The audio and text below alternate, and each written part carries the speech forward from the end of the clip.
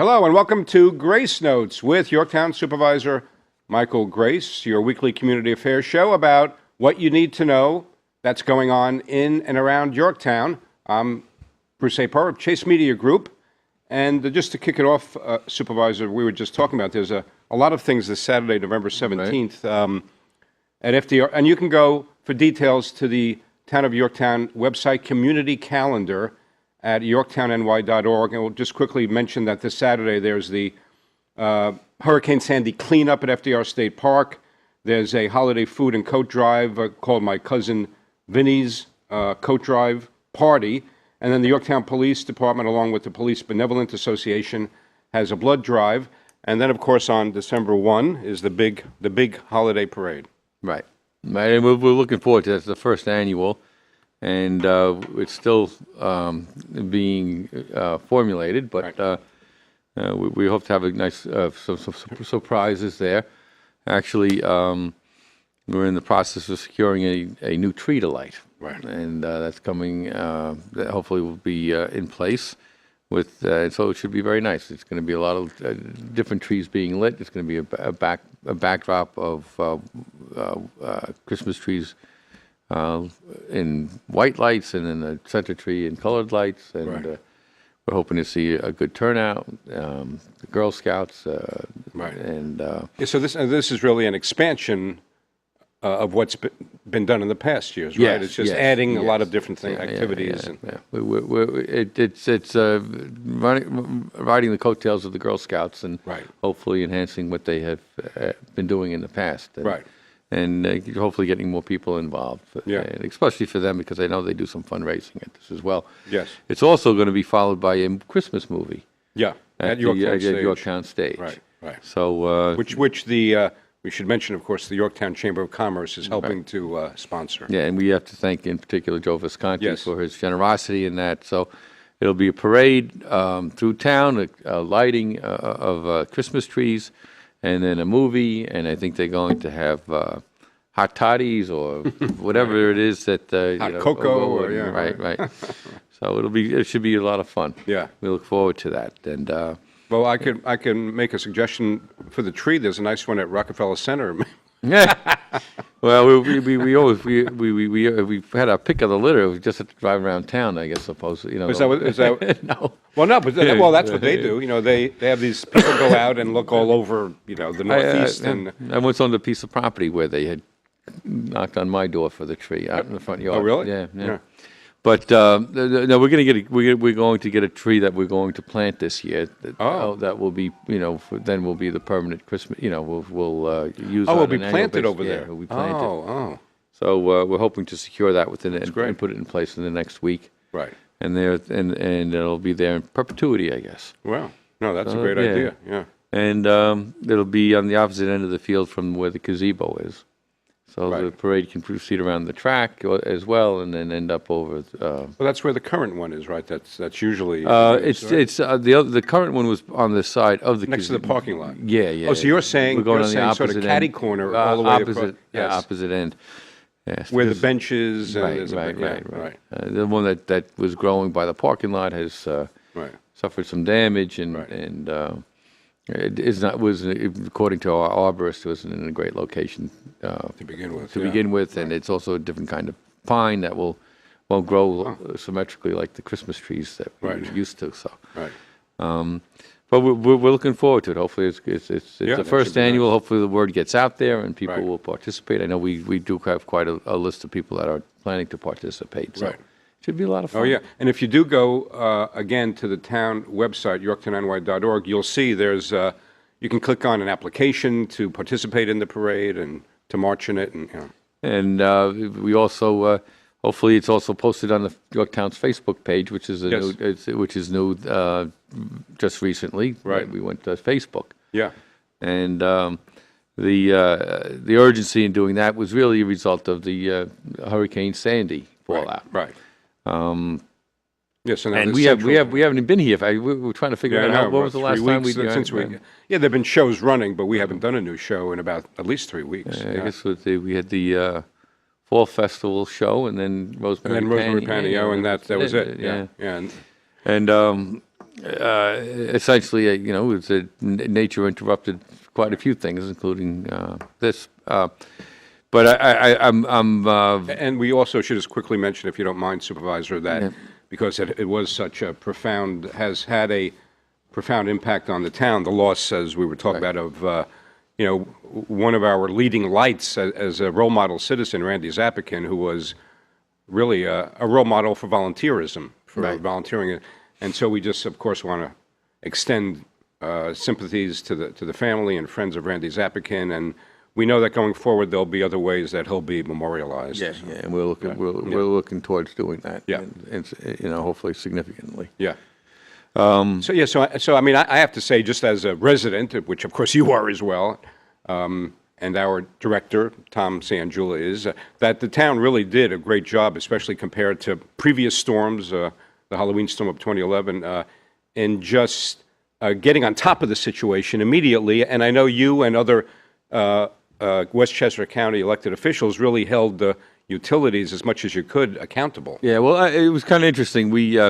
I saw, I tried to stay away from the bloggers, but I said a comment online. They wanted to know where I was over the last week, and I spent probably I don't know. You were in this room, right? Yes, from 7 to midnight. This room a lot for 10 straight days. I didn't get up to my office because I didn't leave this room, but essentially. Interestingly, in the beginning of my administration, we began doing emergency planning, basically on the experiences that we had last year with Irene and the October Halloween snowfall. In fact, that was in February you did that. Yeah, we started off early, early. And it actually paid dividends. We had met with our what we call our critical populations, or critical at-risk populations, communities, which would be Beaver Ridge and Jefferson Village, and also to identify those other people that may be under stress during an event like that. We talked about emergency management planning with these communities, and actually had several meetings with them in the spring. So when we got to the planning stages for this storm, we then re-met with those groups. We discussed emergency management planning, what to do, and how to be prepared for this particular storm. And those things all proved very beneficial. The other thing that occurred was that we did start the Citizens Emergency Response Team, CERT team. Yes, right. And we were able to open and man the YCC shelter during the whole period of the storm and its aftermath, which I think it remained open for 10 days, 10, 11 days, manned the whole time by volunteer CERT members that did an incredible job. They had gotten training, maybe 2 or 3 classes in by our, basically our NIMS trained police officer, which is Larry Eidelman, and NIMS is National Incident Management Systems or something like that. So we were able to use his training that he got and him as a resource in particular to train our CERT team for essentially management, shelter management, but also other emergency protocols.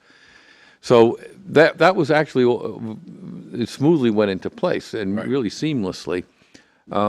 We then set up an emergency operations center here in the town boardroom.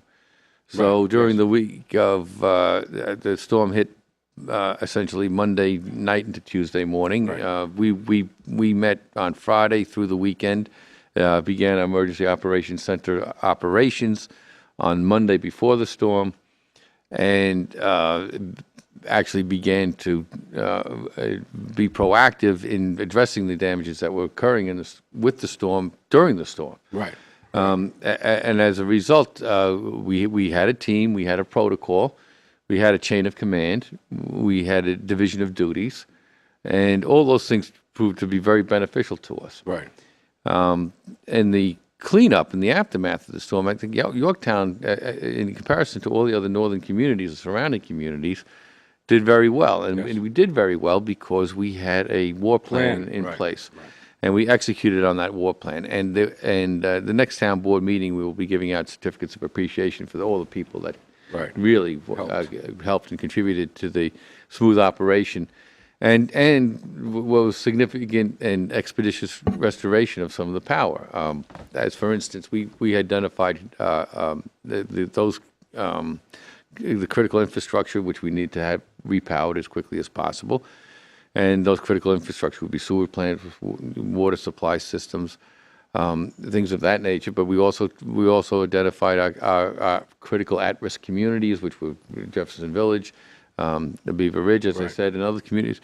So our target was, should these communities and this critical infrastructure lose power, that we need to mobilize in order to get prioritize that. Yeah.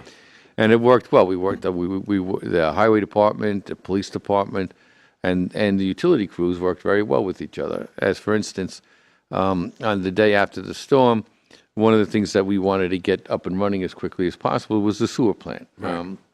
And there were a lot of different reasons for that, which it'd be a long story, but that was one of the feeder lines that we needed to be repaired. Right. So after NYSEG checked its transmission lines and its substation infrastructure, which was then their ability to go ahead to do restoration, they began what they call a cut and clear operation. Cut and clear is basically go around and clearing away from the wires debris. And that's a very, very dangerous task, because you have to make sure that the wires aren't energized, because otherwise you have potential for serious injury or death, by electrocution. So we ended up, we suffered a lot of damage out of the Amawalk substation feeder lines, which fed the town and some of these critical at-risk populations. We ended up convincing NYSEG to give us a dedicated crew, which then we kind of usurped and brought under our control and command. Right. And we're able to get the feeder lines into the town up and running, which wasn't insignificant, because that energized Beaver Ridge, which was an at-risk population. And it really was a coordination between the town and NYSEG to get that done. We also coordinated with the NYSEG crews. We gave them either police escorts to get to where they needed in town. A lot of these crews were from out of town, so they didn't know where to go. So we ended up, we had police escorts. We shut down traffic in order to let them do their job.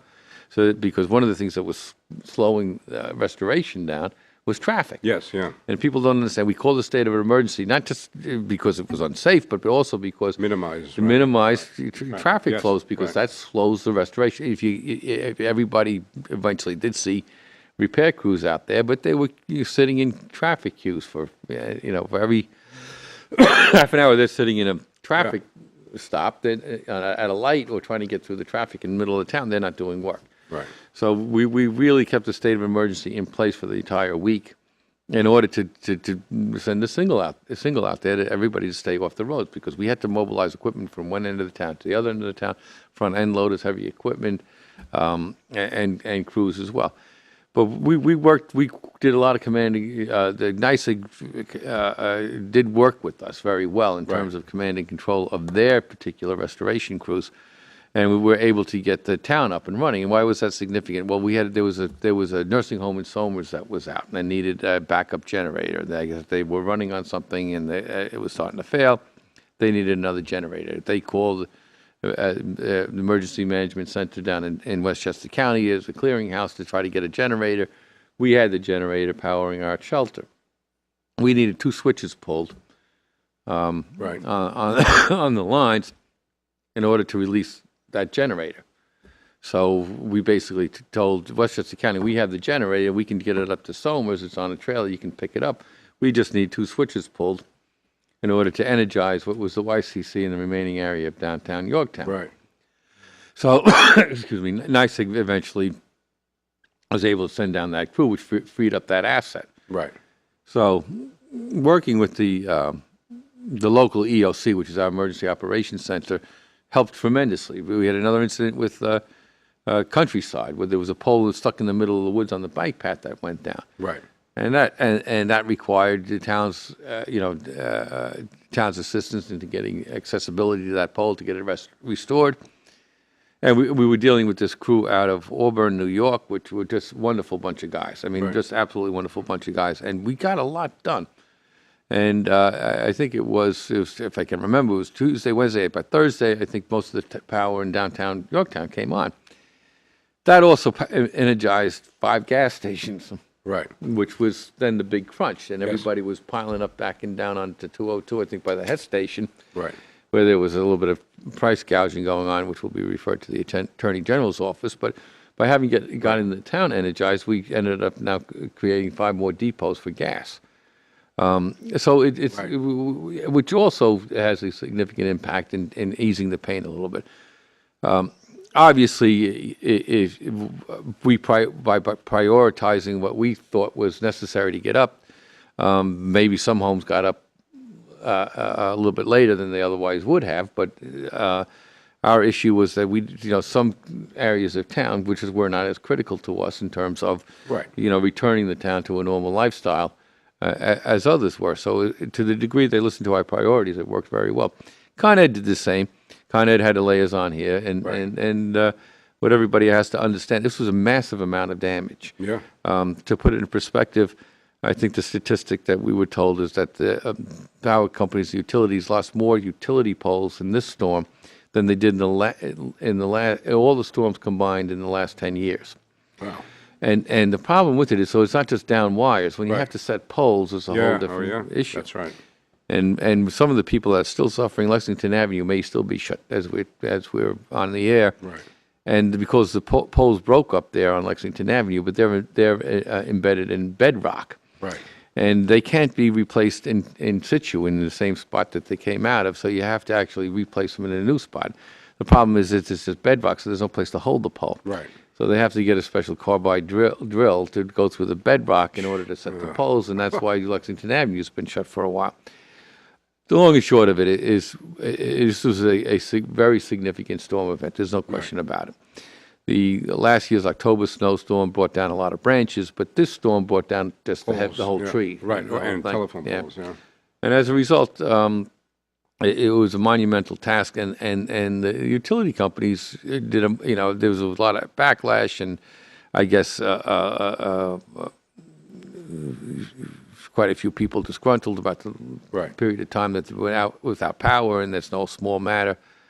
But in put in perspective as to the amount of devastation caused by this storm, I think the utility companies did a marvelous job, and in particular the ones that serve the town of Yorktown. So, we're fortunate that we don't live in Long Island, because you know what happened there. I mean, actually, the CEO of the Long Island Power Authority resigned, I think, today or yesterday.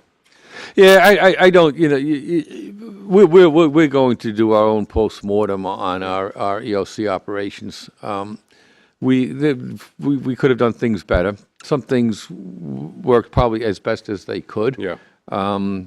We had the Emergency Operations Center based in the boardroom, which was a good venue because we would do broadcasts. Unfortunately, a lot of people couldn't get the broadcast because they were out of power. So we're looking at more of the alternative media to get some of the word out. But the other thing that we felt this was a good basis for communication out. Yeah. The problem wasn't a good basis to do a lot of the emergency operations, because what happened is we had a lot of people come in asking for information. So they'd come to town hall, they'd walk in, and at times you had to shush everybody up or push everybody out in order for us to conduct the operations. Because we were discharging crews, we were discharging emergency personnel, we were looking again immobilizing equipment. So all the coordination of the different services, emergency services, and everything was done in this room. Right.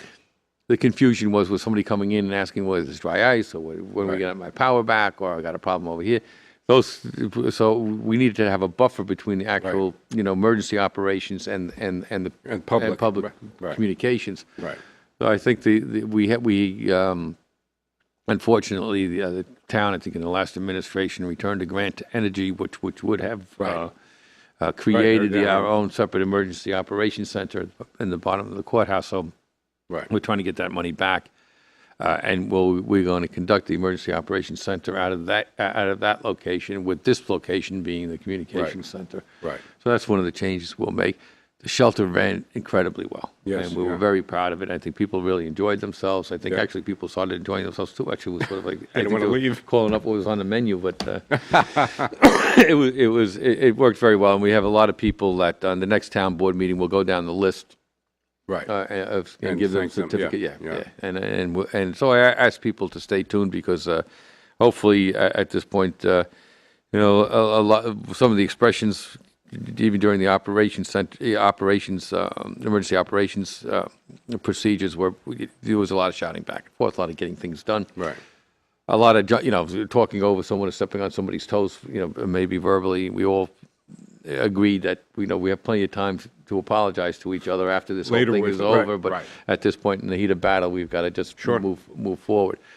So, and I think that's what happens with the public. I think once everybody calms down, there's a lot of heroic stories out there, and a lot of people suffered a lot of significant tragedy in this whole event, we losing power.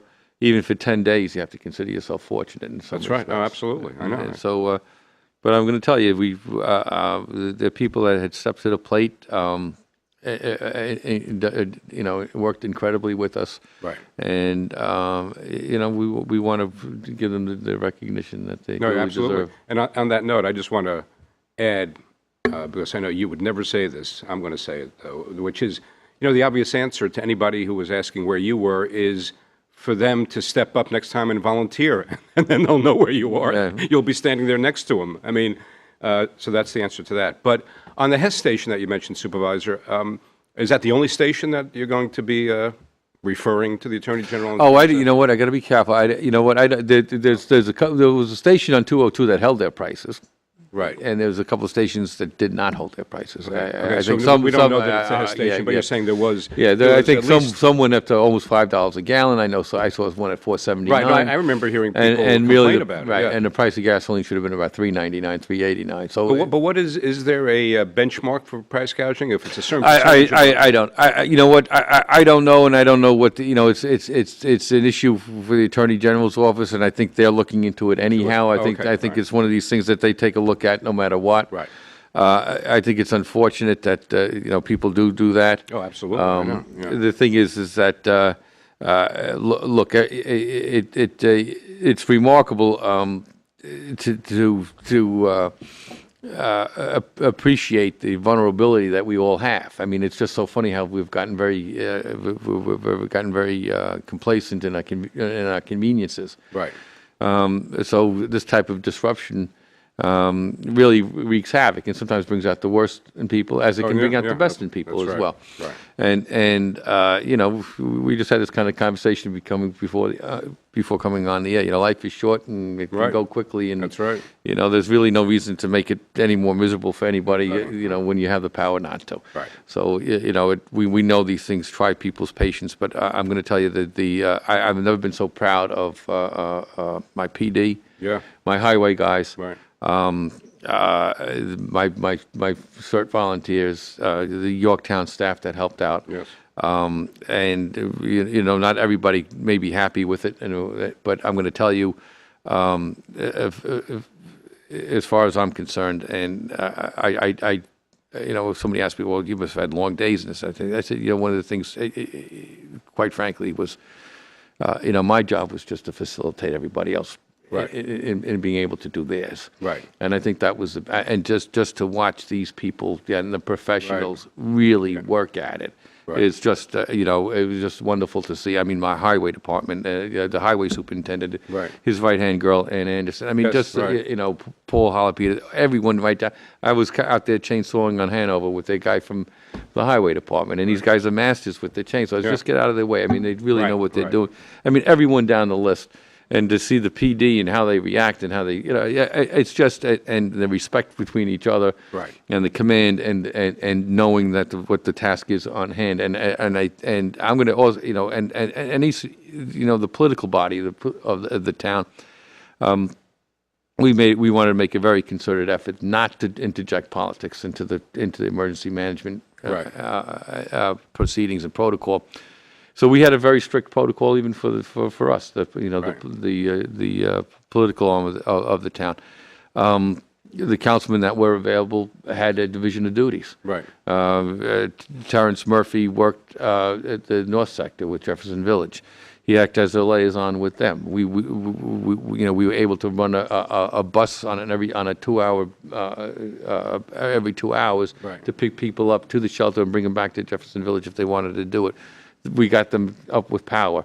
They then, a couple of units didn't have heat. Terrence Murphy was able to take Mike Dabosky of P&M Electrical, Yep. who on his own time went up there and did it and restored the heat. We had another guy that power was restored out on the street, but not to the house because of the service line. Right. The member of the household was very sick with cancer, and they were suffering. P&M Electric came in, got the service line up and running, through the efforts of Councilman Murphy.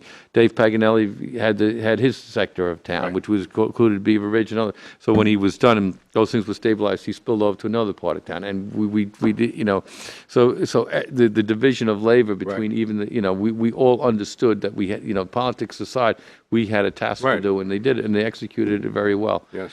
And as a result, things went smoothly, and Yep. I think the town. Should be very proud of its employees. I mean, No, they really did a and bang-up it's job. not a bad idea. The next time you see somebody like that, wherever, just thank them. Yeah. When you see them on the street. No, Yeah. but the guy said, I met him at Starbucks, and he was very grateful. We opened up his road and whatever, and he said, what can I do? And I said, you know what you can do?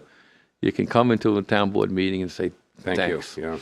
Yeah. To these guys, it means a lot. There's certain guys out there. They're always hearing the crap and the grief and the, to come in and give them some kudos goes an awful long way. Oh, yeah. An awful long way. Yes. So the pre-planning was invaluable. The resources we had performed spectacularly, and that's just the human resources as well as the physical resources. So. Right. And we used to do these conference calls with all the municipalities in conjunction with the Westchester County Emergency Services. And at points in time, when it came, they do the roll call from Ardsley to Yorktown. And when it got to Yorktown, we were quite frankly embarrassed to say anything because we were light years ahead of everybody else, Right. in terms of restoration and road openings and everything else, because we actually went out and did it. We Right. we have a bunch of can-do people, and we did it. Right. These other communities were waiting for somebody from above to finally Right. rescue them, Intervene, and yeah. that wasn't going to happen anytime soon. So, Right. we had a lot, and I think it worked so well that. We were ready to export our own resources out of the community, which was amazing. Yeah. So No, I know people, I'll just mention one. I don't want to exclude anybody, but as an example, Jeff Wilson of the Yorktown Athletic Club, who's a former detective in New Rochelle, he lives in Yorktown. He went to Staten Island with a bunch of people and, brought all kinds of supply. I know a lot of people. and the have been doing Lions a lot did of, too, yeah, yeah. and the Alliance for Safe Kids have been involved in that, and a lot of organizations are that's doing that. my hometown, Staten Island, yeah. And they have been just devastated, yeah. Yes, But no, but you're right. People, it's not just here in Yorktown. It's Yorktown is going out of town to help people who have it much worse than right. we do. And the thing is we told everybody we need you to go into the store and to be self-reliant for 24 to 48 hours so we can triage the damage and start to address things. You got to bunker down and be off the roads. Make yourself safe, so that emergency services aren't spread too thin. Right. They Yes. did that. Yeah. But we as a community also have to apply that same principle to ourselves. We have to be able to be self-sufficient. Right. So you can't, I got a call, on one of the calls, there was one of the towns had a tree down on one of the state roads. They said, complaining that it was dividing, they couldn't get from one end of the town to the other because the trees were down on the state roads. Were they waiting for DOT to come with the chainsaw? Yeah, right. Just, This is the kind of stuff you have to. Everybody has. One of the things I think that comes out of this is that there's so many overlapping jurisdictions in every town. NYSEG, we had an issue. Right. We had an issue between NYSEG and Con Ed as to whose power line was whose and where their power ended. We used to, I was out there walking the circuits with these guys, saying, "Look, this is the turn. This is where your circuit ends. This is where your circuit begins." So. The idea is you can't you have to be one of the things is that you have a bunch of these overlying jurisdictions. You have the state, you have the county, you have the local municipality, you have the utilities. And the thing is that if it's always, if nobody can overstep their jurisdictions or run into somebody else's jurisdiction to do something, then nothing gets done. Right. So, we had a big complaint of whose obligation is to remove the trees. Well, we can't remove the trees if the liars are activated or energized, because then somebody dies. So as long as they're not, energized, we can. Right. And we did. Sometimes Con Ed would say, don't move, if there are wires, we don't want you to move the trees. Right. And then we would say, well, we got to get the, so it was, once we started getting cooperation and coordination between the clear-cut crews and our own highway department, we were able to get things done in an efficient and effective manner. But Con Ed doesn't want you to get in there because then you rip your wire. Then they got to come in with wire, not just splicers. So so you get into this type of thing, and it's tight. It's the kind of thing that we said even in the room. Look, we all have plenty of times to apologize to each other. Let's just get the job done. Done, yeah. Oh, absolutely. So, but they did a marvelous job. And I know you, Supervisor, you want to clarify some points about the 2013 budget and tax. Yeah. No, I'm grateful. There's a couple of things I wanted to get to. Sandy was one of them, and also the hurricane within the building, which is there you go from my own little interior storm to the exterior storm to the interior storm. I kid you, but it's budget time. Right. And quite frankly, there was a headline. Just this week in the Northern Westchester Examiner, headline boasting that there was a 7.7% tax increase in the town of Yorktown, and nothing could be further from the truth. Right. You also have the ex-supervisor who claims that I'm spinning what is a 7% tax increase, and that's not the truth. There are. Your tax bill comes in, and your taxes are made up of all different lines. There's a whole bunch of lines, and there's certain funds that everybody pays into, and certain funds that only if you get the certain services pay into. But the services you pay for. What comes out of your pocket, you still pay for the services. So things like building, planning, PD. General administrative expenses, controller's office, all these other, town administrative functions come under the town general fund. That's the A fund. Then you have the highway department, which comes what they call the D fund. So you have A, D, and then the library, which is the L fund. Those are all grouped together and given one rate. And based upon what is essentially fixed expenses, in particular. Salaries, there's going to be increases. Right. So the expenses in those in those funds increased by 7.75%, the AD and the L. Right. But the only thing that was driving the 7.75% increase was an 8.9 increase in the police department budget. Right. That's where it all lies. Every other department and every other budget line is down because if you wait, the police department is 45% of the ADL budget, and that went up by almost 9%. It has a big upward pull on the overall ADL totals. The three and essentially that's driven by we settled a PBA contract. Right. We settled 2 years back and 3 years forward. So we that was something that other administrations kicked down the road to my administration. We settled a PBA contract for over 5 years. So that was going to make an impact, and we knew that was going to make an impact. But it is really our investment or spending. Investment is a euphemism for spending. It's call it what it is. It's spending. Right. Of taxpayer dollars is in PD, and it's the security of our town that's at stake. Right. And I'm going to tell you, if nothing proves the wisdom of investing or spending in the PD, nothing proves it more than the last 10 days. Right. The other towns that didn't get up and running and were lagging behind Yorktown was because they didn't have a PD. They didn't have a professional emergency management team.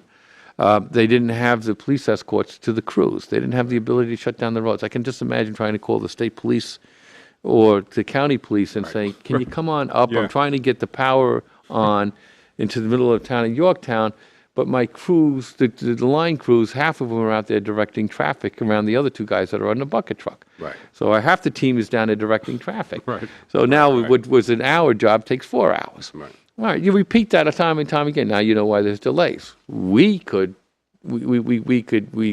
send out our police escorts to these line crews. They'd shut down 35 2 or 3 times. Right.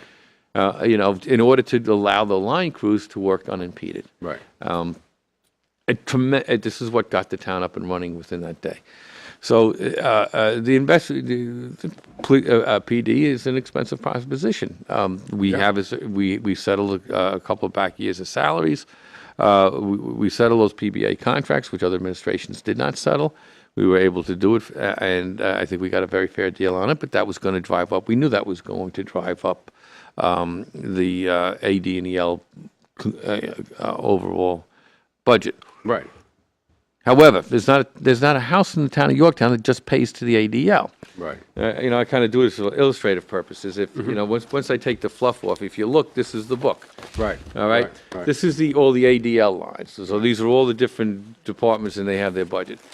That's approximately half the book. Right. The remaining budget is what you pay taxes on too. Right. These are all basically these special districts. Right. You pay as much if the total budget's $52 million. Right. The ADL lines is 17. So a third of it, yeah. Yeah. So what do you have? You have refuse, you have water, you have the sewer districts. Right. And all those make up a significant part of your tax bill. Right. And those budgets are as critical to review, look over, and hold tight as are the ADL lines, because they all combine to make up your tax bill. Right. And we have been aggressive where we can be aggressive. So the PD, we couldn't be aggressive. We had a fixed floor which we couldn't get under. Right. Just because of salaries. Everything else that we had power over, we made significant progress in. Right. So, as for instance, the refuse district, we saved the town $800,000 in rebidding that. Right. That's a significant savings. The refuse district budget used to be part of the ADL. It used to be in the general fund. They spun it out into a special district. Right. In order so that the fluctuations in the garbage contract wouldn't be reflected in the ADL. Right. But if you flip it back, now you're into the ADL. Right. That $800,000 savings in the refuse district completely offset the increase in the PD. Right. Right. Every household in the town of Yorktown is in the refuse district. Right. So that 7.57%, which was in the ADL, was completely offset by the savings in the refuse district. So you had a 0% increase. Zero was flat. Right. So and everybody, every resident, every household pays into that district, so they get the full benefit of it. The other thing in my tentative budget, which I did not do, right, because I felt it was a decision to be made by the entire town board, was to tap into fund balance. Right.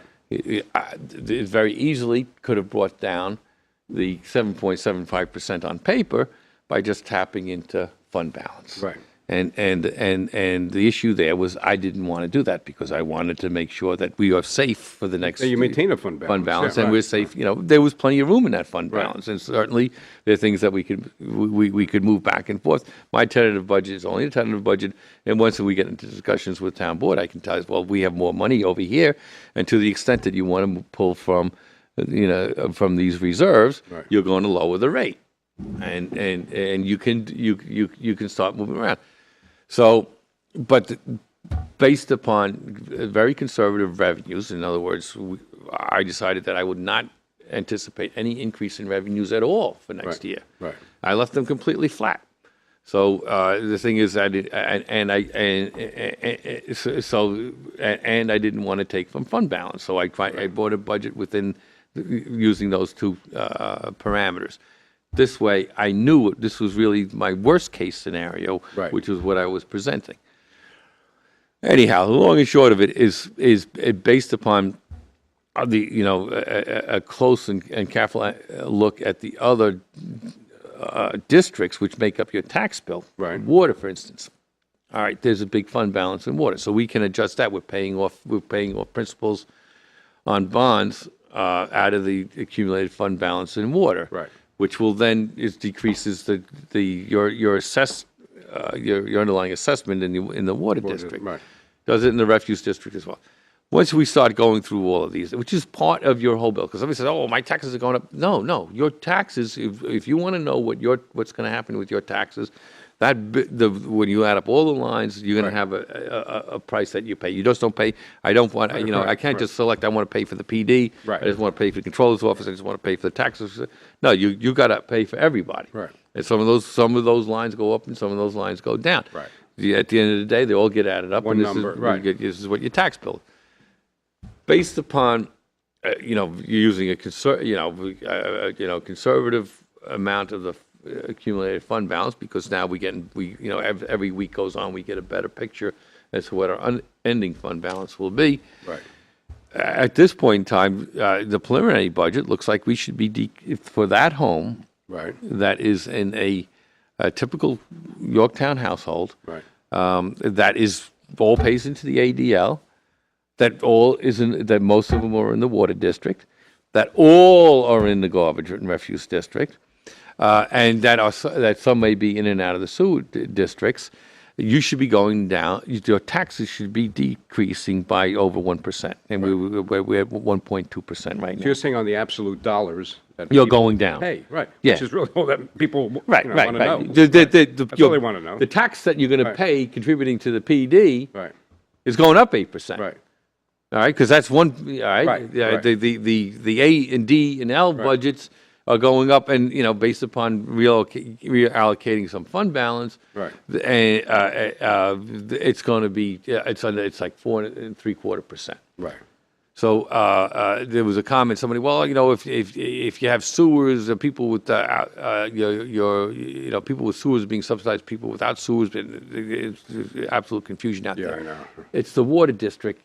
If you whether you're on sewers or not sewers, if you're in the sewer district, you have a different tax, and there's a fund balance there which we may adjust downward. So there's certain sewer districts that will see a decline in their taxes. As to water, a lot of people have water and don't have sewer. They have water and septic. Well, your water district taxes are going down. There's no question about it. We've dropped them significantly. So that assessment on the water district end is going down. The refuse district, everybody pays, is significantly going down.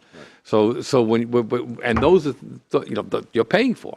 Whether you like it or not, you pay. You can't pick and choose that. I want to pay the water. I want to pay the sewer. I want to pay the PD. I want to pay the controls office. I want to pay. You pay them more. Overall, you're going down one. We have you negative at more than 1% negative.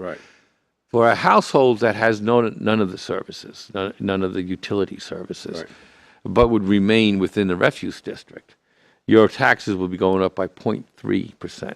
Not 3%, but 0.3. One third of a percent. And we still may be able to make some additional progress with that. What also is happening, we were also budgeting so that 2014 we don't catch ourselves in a dilemma. There are, some people say, well, there are sometimes one-shot cash infusions. Taking from fund balance is a one-shot cash infusion. Taking from, a sale of a property is a one-time cash infusion. And so they don't repeat themselves year after year after year after year. That's correct. But the bottom line is cash coming in. So this year, the taxpayer should benefit from the town having that cash. That's what people are worrying about right now. And the thing is that I think we have to be very tight because they're very tight times, and hopefully things will get better. But to the degree that one-shot cash is coming in, and we can anticipate it, we should use it to offset your taxes. Absolutely. So, but there'll be more on that. I know we're running very tight on time, but it's unfortunate. Look, this is my first year as supervisor, my first budget coming in, and I guess I should have, a rookie mistake was I should have gotten ahead of the other spin doctors The out there naysayers, that, yeah, right, like to use the politics on it. But the Well, bottom, right, no matter what budget you presented, they were going to try to find something wrong with it. yeah, and that's it. You can go to the police and say, "What did you do with the police department?" Go whatever. Yeah, well, but if you take a look at what we had control over, everybody was pretty much flat. Right. And if you look at what we had absolute control over, you're actually down. And just the last little word I know, and I'll try to be very quick. The state passed this tax cap law, so The 2%. 2%, right. and the 2% doesn't. The 2% limit doesn't apply to. It's not a law that says on your ADL, which is where that 7.75% number came out of. Right. That the 2% applies to your ADL. No, because if it did, then what would happen is that you would move all your expenses, you'd play the shell game, hide all your expenses, and move everything over into the special district. So what I would do is, in order to keep the ADL low, I keep all my special districts assessments high. Right. Right. I'd shuffle the deck that way. And towns would do that. Towns would say, you want to come in and put street lights up. Well, street lights, everybody benefits from the street light. Right. So that should be a general fund charge. It should go into the general fund because it's a part of the entire town's infrastructure. Towns would go, well, what you're going to do is you're going to create a street light district. Fund or district. Right, Oh, I see, right. And then you're going to have, that's the special district. Now that special district gets removed from the general fund. So whatever you expend over here, you don't have to hit your general fund with. And you can say, well, look, I didn't spend anything on my general fund. It's all in these special improvement districts. Right. Control's office is very, very well aware of this. The 2% cap, then, when they legislate it, applies to the entire levy. Right. Right. So you can't do this shell game. Right. I can't do this kind of, what basically is when you add up all those things that make all those components that make up your tax bill, it's on that the cap applies. I can't go, well, the refuse district, well, the garbage goes up, but we don't really care because it's not subject to the cap, so I can keep my general fund low and just, it doesn't make any difference over here. And the effect is the homeowner is going to be paying more because you don't have to mind the store in terms of the special district. Cap applies over everything. Right. Over the entire levy. And so that's the number that the state legislature was concerned about. Right. And that's the number that they felt they had to go to keep local municipalities, public benefit corporations honest. Right. And that's the number if you want to grade the budget. All right. Right. That you should use. Yeah. Grade it on that. Right. And on that we're negative. Right. We're not at we're not going to 2%.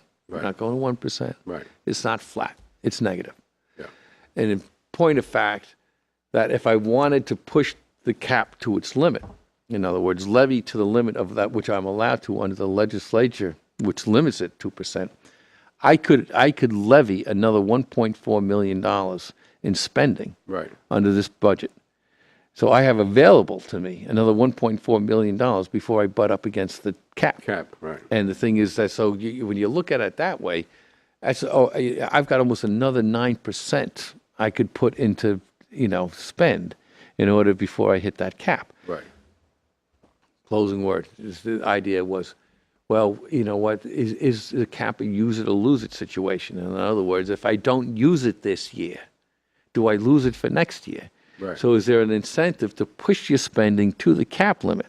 Right. And then therefore, or push your levy to the cap limit so that I levy it, and then I may not spend the 1.4 million, but I'll collect it. Right. And therefore, in 2014, then I've got a fund balance of extra money. 2% is on that new number, and then the 2% keeps on rolling over. So I can essentially, we're in a position where I can essentially sit there. Look, what we can do is just build fund balance year after year after year after year after year, and still stay within the cap. Right. Right. And the bottom line is we're not doing that. We're not doing that because, quite frankly, I think we have to be. Everybody out there is suffering.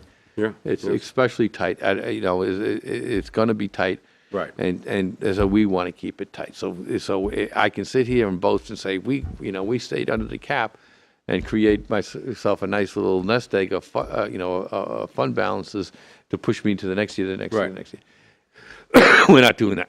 We can, should things, not go so well, Right. unfortunately, which they can in the future, some of that cap does roll over. Right. So as far as the town of Yorktown is concerned, I don't think the 2% cap is going to be an issue for the next couple of years based upon this budget. But Right. based upon this budget busting, coming way, busting through that whole limit, we were way below it, we were negative Right. on it. I don't think it's going to become an issue for next year, and whatever administration follows my administration, I don't think it's going to be an issue. Right. So, and a lot of that is due to, really taking a look and a hard look, and not just at the ADL budgets, Right. every budget that breaks up your tax bill. Right. Yeah. That goes And into so, it. Yeah. to me, I was a little chagrined in looking at the headlines because, I know reporters get it wrong. Right.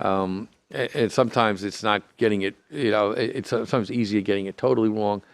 When they get it half wrong or half truths, Right. it becomes much Well, more, something it becomes depends much more who they dangerous. depends who they choose to talk to, and if you didn't get a call from that paper, Yeah. did you? No. Okay. Well, I don't know why. No, and the thing is, it's look, you could, I said you could have asked the guy, well, what's the budget look like? Well, he went up 9% in the PD. Right. And the headlines could have been 9% increase in the PD, but then it's like, well, wait a second, that's not the Right. not the total budget. And in that regard, that quite frankly, if they all want to take that closer look at it and go pick it line by line, the increases that do exist in this budget are out of the PD. Right. And in that regard, I'm unabashed. I think it's an investment Right. that this community. It is. I'm going to tell you, my experience over the last 2 weeks. Right. Dealing Is with that it's well worth paying for, right? right, and it paid dividends. Yeah, It really did. And this community has a PD they should be really proud of. No, absolutely. I think just about everybody feels that way. You really never hear anything other than that. And when is this being voted on again, Supervisor? It's the tough questions. We have a work session before next Tuesday's the 20th regular board meeting. And then I think it's the 5th to the 7th of December. Yeah. December 5th is a Wednesday, so December 4th it would be. Yeah, I think The 4th is Is it 5th? 4th and 5th. Yeah. Okay, right. Yeah. And by then, I think by next Tuesday, we'll have adopted a preliminary budget, Right. that we all have agreed on. I think the board is very, approached this tentative one very enthusiastically. It's a good budget. Yep. It's really holding the line. It's going to be a decrease, and on that home that has utilities, water, refuse district. That's 90% of the homes in the town of Yorktown, believe it or Right. not. So Oh, yeah.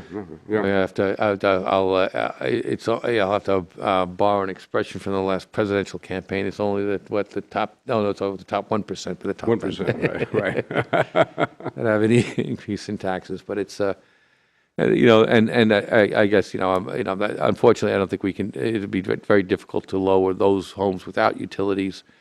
Right. Much lower than they are. The solace there is that they're not paying they're not paying into those districts to begin with. So, Right. they don't have that part of that's not part of their tax bill. Right. So, Yeah. but Okay, and we are going to try, with your explanation tonight, which is really helpful, to put that into print so people can read the explanation as well, to hopefully wipe out the misinformation that they may have read about. And you have been watching Grace Notes with Town of Yorktown Supervisor Michael Grace. Be sure to watch us next time and every time. And by the way, we hope to see you before then, but have a happy Thanksgiving if we don't. Be sure to watch us next time and every time because Yorktown is your town. Thank you.